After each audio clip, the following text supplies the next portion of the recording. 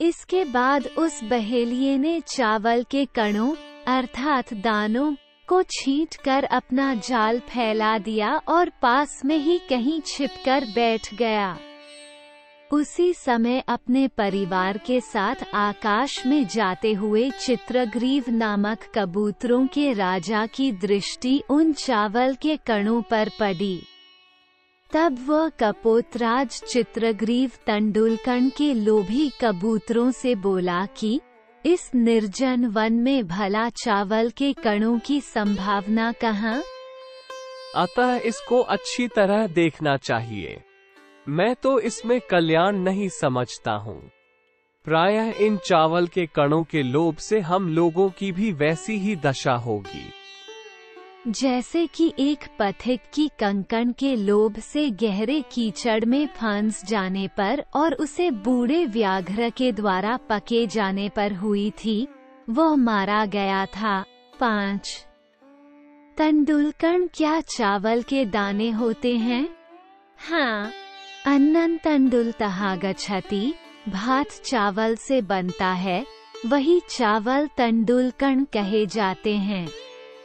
वे कबूतर बोले, महाराज ये कहानी कैसे है?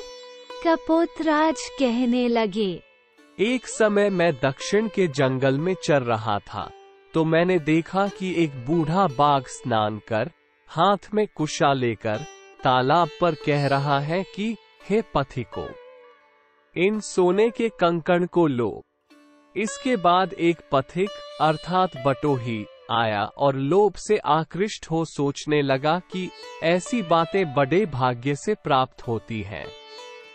कुछ सोचकर, परंतु इसमें जीवन का भी संदेह है, इसलिए इसमें प्रवृत्त होना नहीं चाहिए। क्योंकि अपने अहितकारक अर्थात शत्रु से इष्ट वस्तु मिलने पर भी उसका परिणाम अच्छा नहीं होता है। जैसे अमृत में विष का संसर्ग हो तो वो अमृत भी मृत्यु का ही कारण होता है। 6 पुनः मन ही मन कुछ विचार कर, किंतु सब जगह धन कमाने के उपाय तो संदिग्ध ही होते हैं। कहा भी है, मनुष्य बिना संशय में पड़े कभी लाभ नहीं उठा सकता है।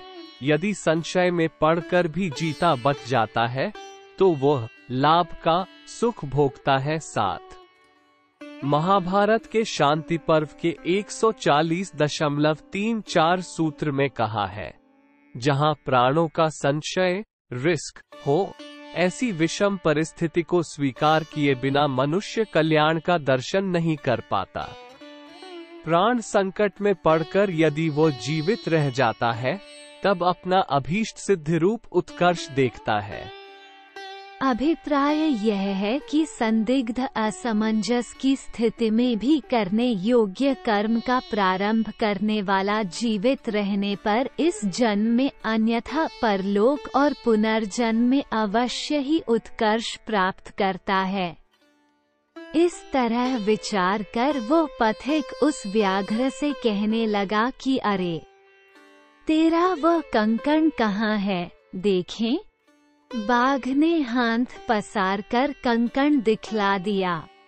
तब पथिक बोला, तुम तो हिंसक जंतु हो, तुम्हारा मैं कैसे विश्वास करूं? व्याघ्र बोला, हे पथिक, सुनो, पहले युवावस्था में तो मैं बहुत ही दुराचारी था। अनेक गौ ब्राह्मण और मनुष्यों के मारने से मेरे पुत्र और स्त्री सब मर गए और अब मेरे वंश में कोई नहीं रह गया है। तब किसी धार्मिक ने मुझे उपदेश दिया कि तुम दान व धर्म किया करो। अतः उसी के कहने से मैं नित्य स्नान करता हूँ और दान देता हूँ। और मैं अब बूढ़ा भी हो गया हूँ, मेरे नख दांत इत्यादि भी सब गिर गए हैं। क्या अब भी मैं विश्वास का पात्र नहीं हूँ?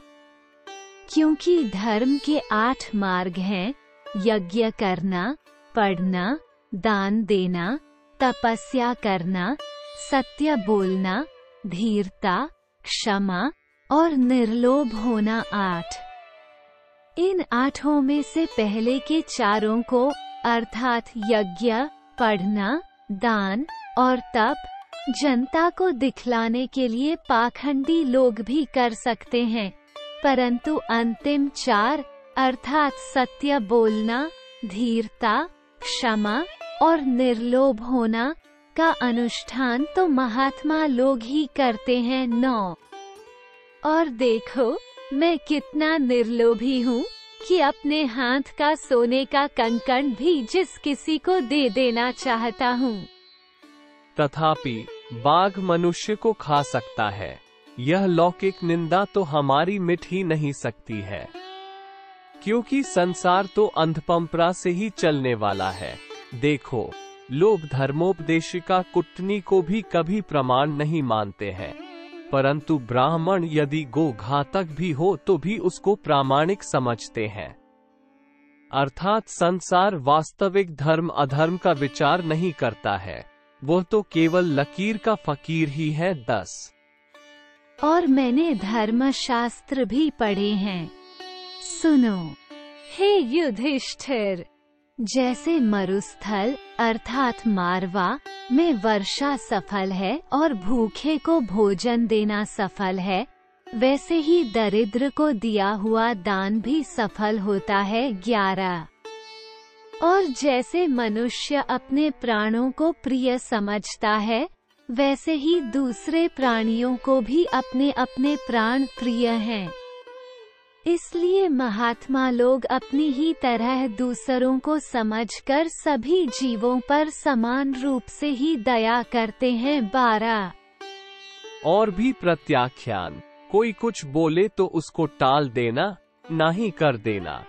दान, सुख और दुख में, अर्थात किसी को सुखी या दुखी बनाना, किसी को भला बुरा कहना, इन बातों से लोगों को कितना सुख या दुख होता है, इसका अनुमान मनुष्य को अपने ऊपर ही करना चाहिए। 13 और भी जो मनुष्य दूसरे की स्त्रियों को अपनी माता की तरह समझे, दूसरे के द्रव्य को मिट्टी का ढेला टुका समझे और प्राणी मात्र को अपनी ही तरह समझे, वही सच्चा पंडित है। 14 और हे पथिक, तुम अति दरिद्र मालूम होते हो, इसलिए मैं तुमको ही कंकण देने के लिए इतना प्रयत्न कर रहा हूँ।